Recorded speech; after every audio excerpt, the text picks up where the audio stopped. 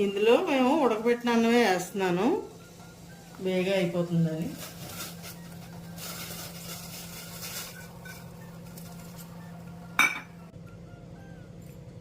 ఈ నీళ్ళల్లో నేను ఉడికిన అన్నం వేసుకున్నాను. ఈ గిన్నెడు అన్నం వేసుకున్నాను, దీంతో 2 గిన్నెలు సోడు పిండి వేసుకుందాం. ఇలా చేసుకుంటాం. బియ్యం ఉడకబెట్టైనా చేసుకోవచ్చు, లేకపోతే ఇలా అయినా పర్వాలేదు. రాగి పిండి వేసేసుకుంటున్నాను. కొంచెంసేపు ఇలా మగ్గనిచ్చి తిప్పుకుందాం.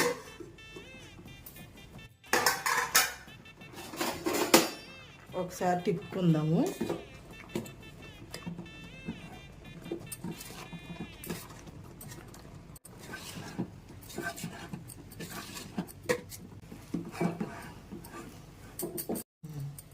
ఇంకా అయిపోయింది. దీన్ని కింద దింపుకుని చేసుకో.